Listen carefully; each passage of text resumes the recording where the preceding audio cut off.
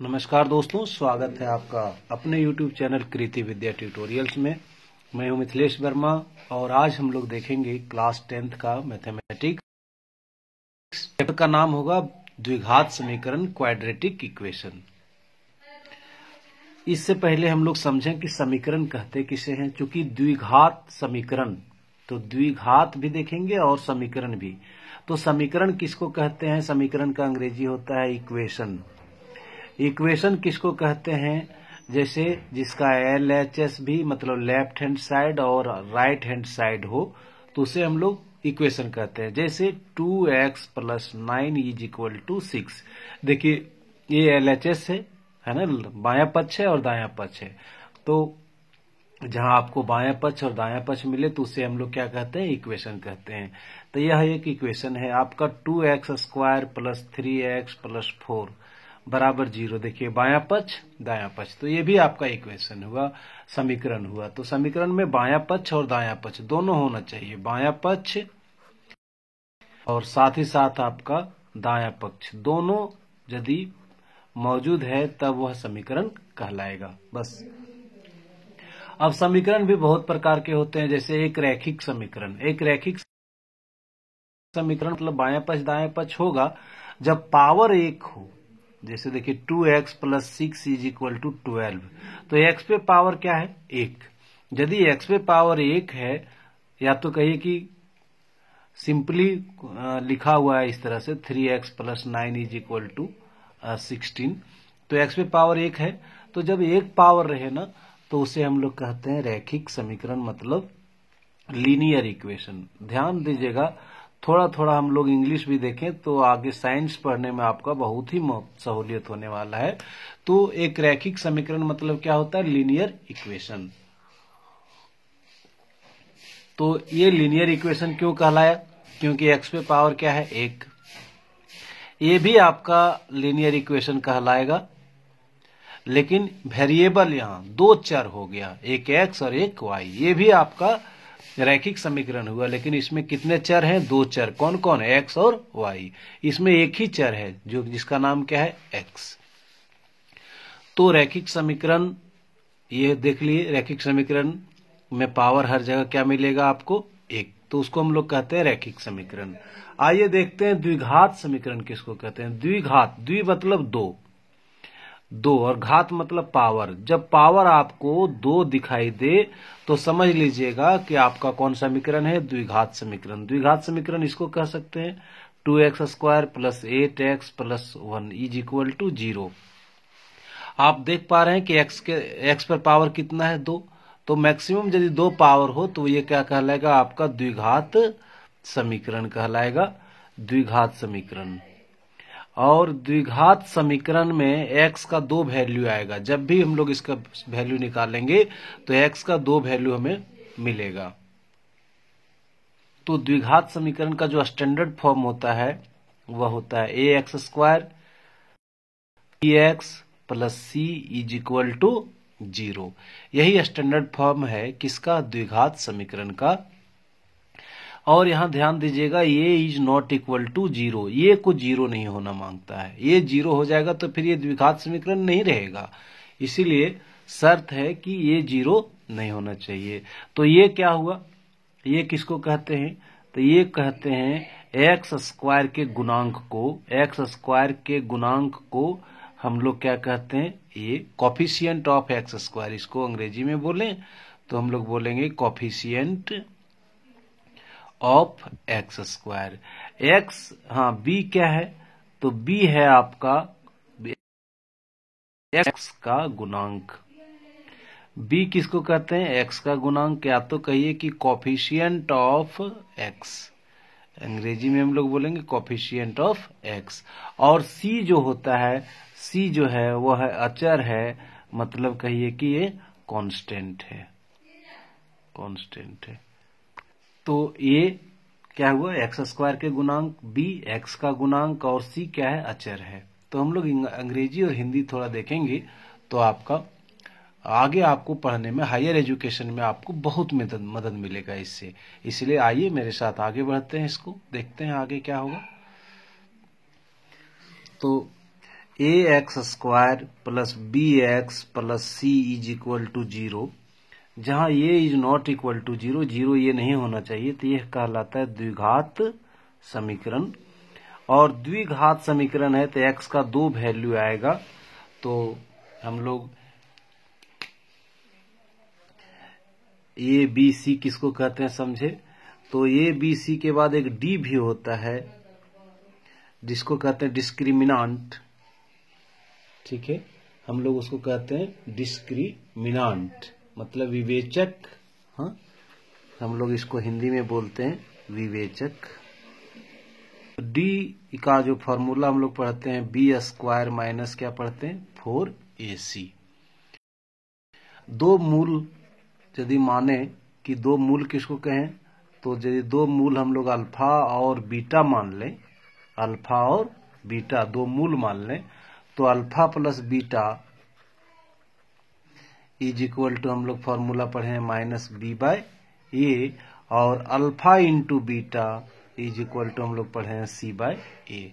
तो ये मान के चलते हैं कि आप थ्योरी पहले पढ़ चुके हैं, उसके बाद अभी हम लोग उस पर वस्तुनिष्ठ प्रश्नों को सॉल्व करने के लिए जा रहे हैं।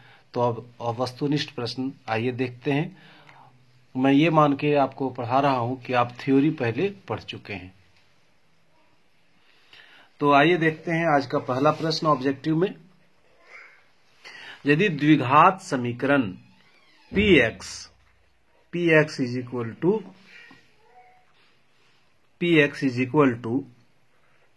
2x square plus 3x minus 4 is equal to 0 दिया हुआ है, के मूल अल्फा तथा बीटा हों, तो अल्फा प्लस बीटा का मान क्या होगा। तो अल्फा प्लस बीटा का वैल्यू हम लोग अभी फॉर्मूला में देखे थे, सम मूलों का योगफल इज इक्वल टू क्या होता है, तो हम लोग पढ़े थे माइनस बी बाय ए। तो इसमें देखिए ए का वैल्यू क्या हो गया 2, बी का वैल्यू क्या हो गया 3, सी का वैल्यू क्या हो गया तो -4, और अल्फा प्लस बीटा का जो फॉर्मूला पढ़े थे हम लोग पढ़े थे माइनस बी बाय ए। तो alpha plus beta is equal to minus का माइनस लिख दिए, बी का वैल्यू हमारा कितना है, बी का वैल्यू है हमारा 3 और ए का वैल्यू है 2, तो -3/2 आप देख पा रहे होंगे ऑप्शन नंबर घ में है, इसलिए इसका सही आंसर जो होगा वह होगा घ। नेक्स्ट प्रश्न है समीकरण x square by 4 is equal to 9 का हल, मतलब x का वैल्यू क्या होगा।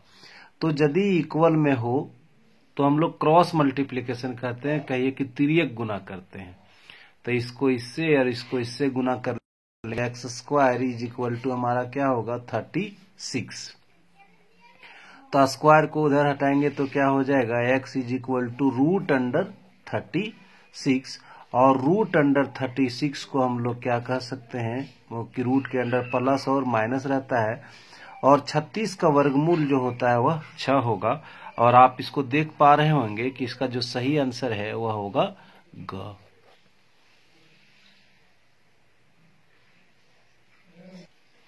नेक्स्ट क्वेश्चन है समीकरण x square plus x plus 1 is equal to 0 के विवितकर का मान है। विवितकर मतलब विवेचक डी का मान यहां आपको निकालना पड़ेगा। तो आपका समीकरण क्या दिया हुआ है, x square plus x plus 1 is equal to 0। a का वैल्यू आपका हो गया 1, b का वैल्यू भी आपका 1, c का वैल्यू भी आपका हो गया 1। हमें निकालना है d, तो d का वैल्यू क्या होता है, d इज इक्वल टू है ना। तो d का फॉर्मूला हम लोग पढ़े थे, d का फॉर्मूला पढ़े थे बी स्क्वायर माइनस 4ac। तो b का वैल्यू हमारा कितना है 1, तो 1 का स्क्वायर माइनस 4 इंटू ए का वैल्यू 1 और c का वैल्यू भी 1, तो 1 माइनस 4 और 1 माइनस 4 इज इक्वल टू क्या हो जाएगा -3। तो हमारा जो विवितकर जो हुआ वह -3, मतलब घ ऑप्शन हमारा सही आंसर जो होगा वह होगा घ।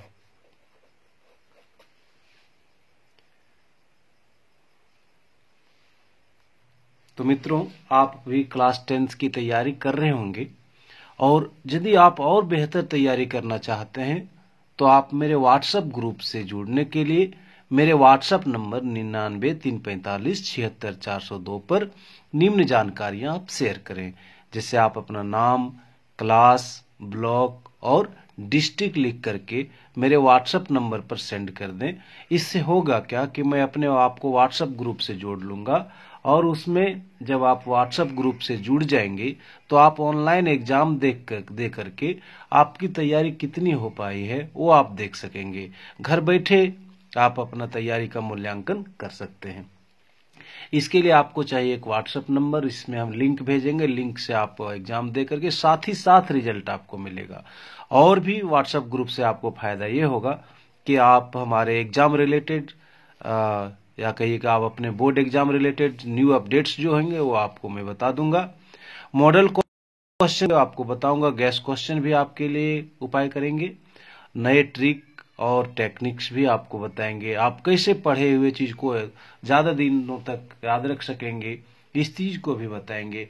तो मेरे व्हाट्सएप ग्रुप से आप आज ही जुड़े। आप मेरे व्हाट्सएप नंबर को सेव करें और सेव करके निम्न जानकारियां आप हमें शेयर करें, तो मैं आपको अपने व्हाट्सएप ग्रुप में जोड़ लूंगा। नेक्स्ट क्वेश्चन है, समीकरण 3x² - 5x + 2 के विविधकर का मान है। यहां भी आपको d निकालना है। तो पहले हम लोग समीकरण लिख लें। समीकरण है 3x² - 5x + 2 = 0। ये है ना। a का वैल्यू आप बताएंगे 3, b का वैल्यू आप बताएंगे -5 और c का वैल्यू 2। हमें निकालना है d विविधकर = क्या है। तो d का फॉर्मूला हम लोग जानते हैं, b -4ac। तो b का वैल्यू है -5, तो -5 का स्क्वायर -4 इंटू 3 इंटू 2, तो क्या हो गया 25 -4 या 12 2 24, तो 1 हो गया। तो इसका सही आंसर आप देख पा रहे होंगे कि क होगा। नेक्स्ट सवाल हम लोग देखते हैं कि यदि द्विघात समीकरण ax² + bx + c = 0 के मूल वास्तविक एवं समान हो तो प्रत्येक मूल होगा। ये 4 में से कौन होगा इसका प्रत्येक मूल। तो आप देखेंगे ax² + bx + c = क्या है 0। ये द्विघात समीकरण है। मूल जो है समान है, तो यदि मूल समान होता है, चूंकि द्विघात समीकरण के मूल समान है, द्विघात समीकरण के मूल समान है, तो समान तभी होता है जब, इसलिए यदि समान है तो इसके लिए d का वैल्यू क्या हो गया 0। और हम लोग अभीष्ट मूल के बारे में जानते हैं। अभीष्ट मूल जो हम लोग मूल लेते हैं वह लेते हैं कि -b और ±√d/2a, यही अभीष्ट मूल लेते हैं, अल्फा बीटा मिला करके। हाँ, तो चूंकि d का वैल्यू 0 है तो हमारा -b प्लस माइनस क्या हो जाएगा 0/2a। इसको हम लोग सॉल्व करेंगे तो सिंपली आ जाएगा -b/2a। तो इसका जो सही आंसर जो होगा आप देख पा रहे होंगे कि ऑप्शन नंबर क होगा सही आंसर। ऑप्शन क सही आंसर होगा कि यदि द्विघात समीकरण ax² + bx + c = 0 के मूल वास्तविक एवं समान हो तो प्रत्येक मूल जो होगा वह होगा -b/2a। इसको ध्यान में रखेंगे, इससे क्वेश्चन बनेगा आपका। नेक्स्ट सवाल है कि द्विघात समीकरण जिनके मूल 5 और 2 हैं, मतलब अल्फा और बीटा दिया हुआ है, अल्फा 5 और बीटा -2 है, तो जो समीकरण होंगे वो ये 4 में से कौन होगा। 1 2 3 4 ऑप्शन दिया हुआ है। तो आइए हम लोग इसको सॉल्व करके देखते हैं। तो कहिए कि अल्फा बराबर हम लोग मान लेते हैं, माना कि अल्फा बराबर हो गया 5 और बीटा बराबर हो गया -2। यदि आपका मूल दिया हुआ हो, मतलब अल्फा और बीटा दिया हुआ हो और समीकरण पूछे, तो रिक्वायर्ड इक्वेशन मतलब जो आपका समीकरण निकालना हो, तो उसके लिए हम लोग एक फॉर्मूला जानते हैं और वो फॉर्मूला होता है x² माइनस मूलों का योगफल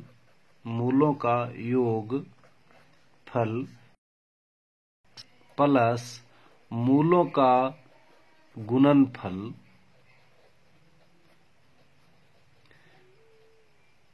यही होता है समीकरण बराबर। मीन्स हम लोग इसको इस तरह से भी लिख सकते हैं x² माइनस मूलों का योगफल मतलब alpha plus beta into X plus alpha into beta is equal to 0। तो इस तरह से हम लोग बनाएंगे तो क्या होगा हमारा, देखिए अल्फा का वैल्यू 5 और बीटा का वैल्यू -2, तो हो जाएगा x² माइनस 5 -2x है ना, बीटा का value -2x plus 5 into -2 is equal to, तो आप देखेंगे क्या हो गया x² माइनस इसको हम लोग 3x लिख सकेंगे और ये हो गया -10 इज इक्वल टू 0। और ये देखेंगे कि हमारा ऑप्शन नंबर 1 में प्रेजेंट है, इसीलिए हमारा सही आंसर जो होगा वह होगा क।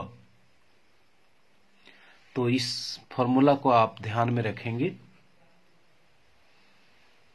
नेक्स्ट सवाल है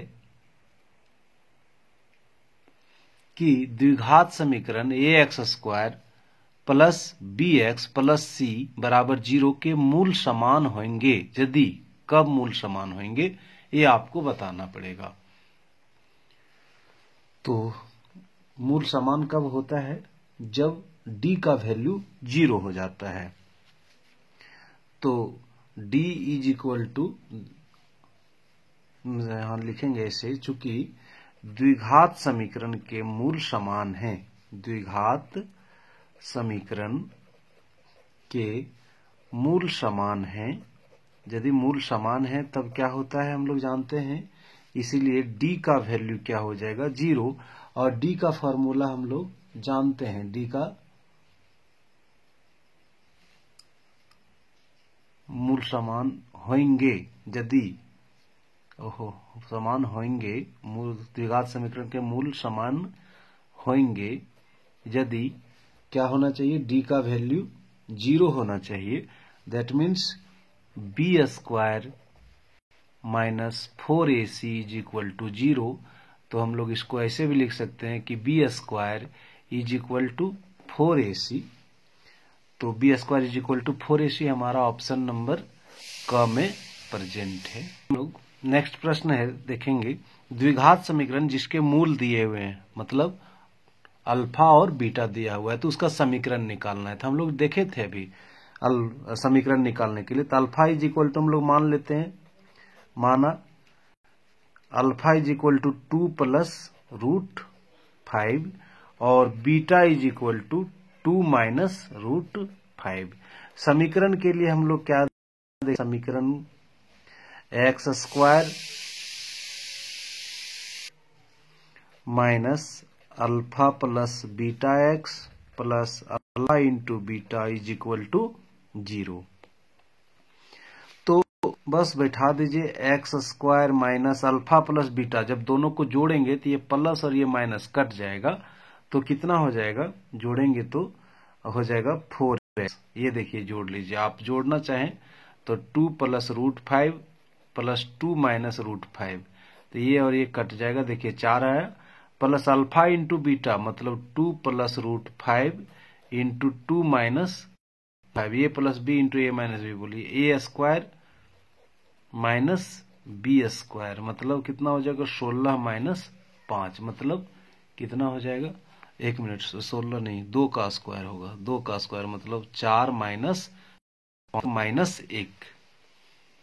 माइनस 1 आया गुणनफल हम लोग दोनों को गुना करके देखे तो -1 आया। तो अल्फा प्लस बीटा हो गया -4 और alpha into beta is equal to क्या हो गया -1 इज इक्वल टू 0। इस तरह से हम लोग देखेंगे कि X square -4x -1 is equal to 0। ये हमारा हो गया, ये जो ऑप्शन जो प्रेजेंट है वह है आपका क में। देखिए नेक्स्ट हमारा सवाल है कि द्विघात समीकरण 5 + 7x - 3x square is equal to 0 के मूलों का योग। तो पहले तो देखिए ये सवाल जो है वो स्टैंडर्ड फॉर्म में सेट नहीं है, तो इसको हम लोग सेट किया करेंगे, उसके बाद आगे बनाया करेंगे। जैसे देखिए आपका समीकरण है 5 + 7x - 3x square -3x square is equal to 0। ये स्टैंडर्ड फॉर्म में नहीं है, स्टैंडर्ड फॉर्म होता है इस तरह से ax square + bx + c is equal to 0। इसको हम लोग पहले इस तरह से सजाएंगे। तो सजाएंगे तो क्या हो जाएगा, देखिए तो हो जाएगा ये -3x square + 7x + 5 is equal to 0। तो a का वैल्यू आपका क्या हो गया, यहां से a का वैल्यू -3, b का वैल्यू आपका हो गया 7 और c का वैल्यू हो गया 5। अब d इज इक्वल टू क्या होता है b स्क्वायर -4ac। तो मूलों का योगफल, तो मूलों का योगफल हम लोग डायरेक्ट निकालेंगे कि मूलों का योगफल का फॉर्मूला हम लोग अभी पढ़े थे कि मूलों का योगफल का फॉर्मूला होता है -b/a, माइनस का माइनस दे दिए, b का वैल्यू है अपना 7, तो ये -7 और a का वैल्यू है -3। तो हम देखें कि माइनस माइनस कैंसिल हो गया, तो बचा कितना, तो 7/3, और 7/3 जो होगा वह सही ऑप्शन है हमारा किसमें, घ में। इसलिए घ हमारा क्या होगा, सही आंसर होगा। आइए देखते हैं नेक्स्ट सवाल कि समीकरण 7x square + 8 is equal to 36 के मूल होंगे। मूल मतलब आपका x का वैल्यू यहां निकालना है। तो इसको सबसे पहले हम लोग लिख लें 7x square + 8 is equal to 36।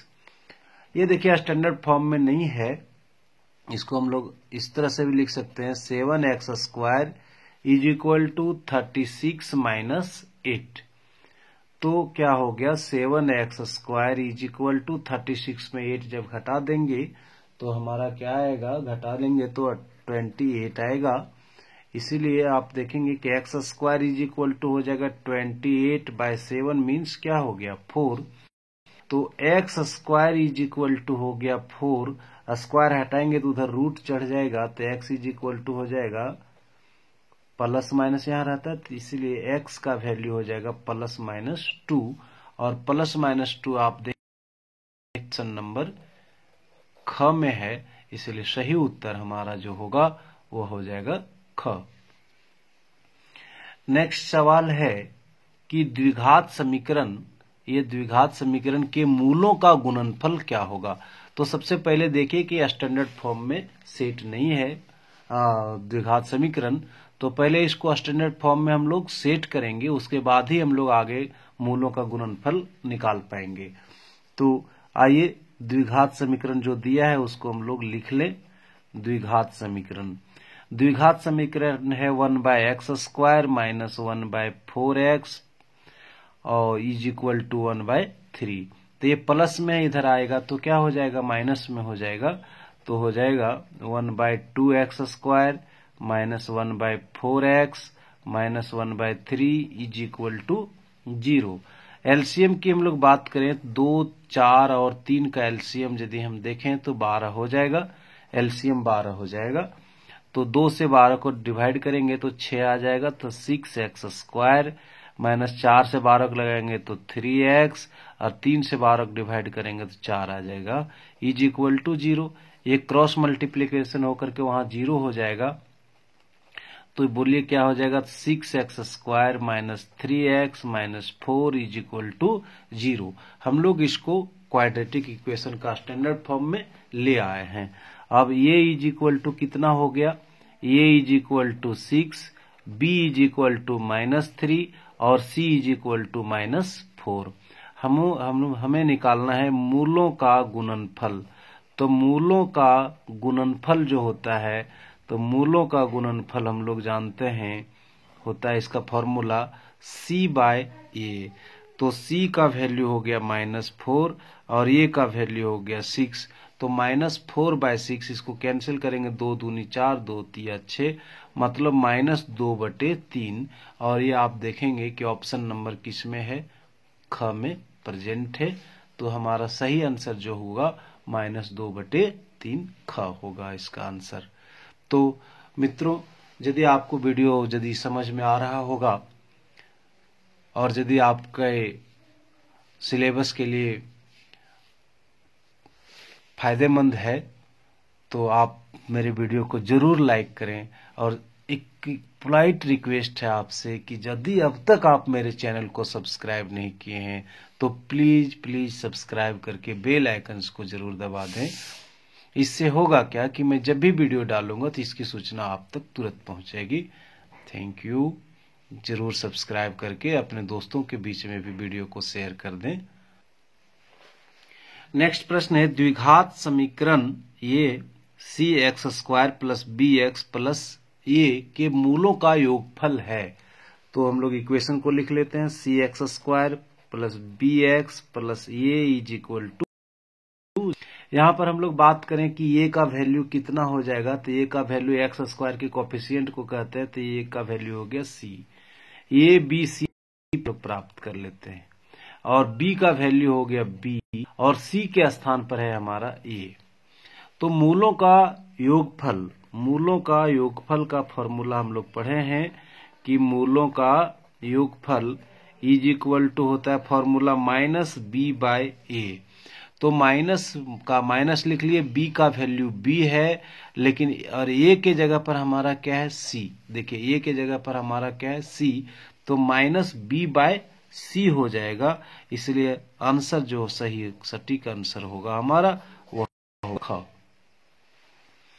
Next है कि द्विघात समीकरण x² - 16x - 16 के मूलों का योगफल। देखिए समीकरण ऐसा है, x² - 6x और -16 इज इक्वल टू 0। ये हमारा द्विघात समीकरण है।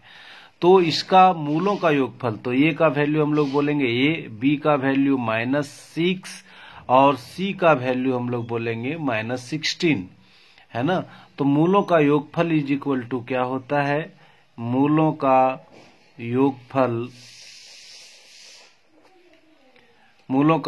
इज इक्वल टू होता है -b/a। तो माइनस का हम लोग माइनस लिख दिए। b का वैल्यू कितना है हमारा, b का वैल्यू -6 है, तो -6 और a का वैल्यू 1 है, तो माइनस माइनस क्या हो गया, प्लस, मतलब 6, और 6 जो है ऑप्शन नंबर हमारा ख में प्रेजेंट है।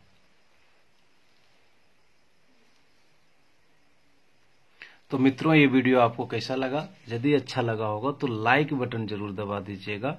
और एक पुनः रिक्वेस्ट है कि यदि आप चैनल को अब तक सब्सक्राइब नहीं किए होंगे तो प्लीज सब्सक्राइब करके बेल आइकन जरूर दबा दीजिएगा।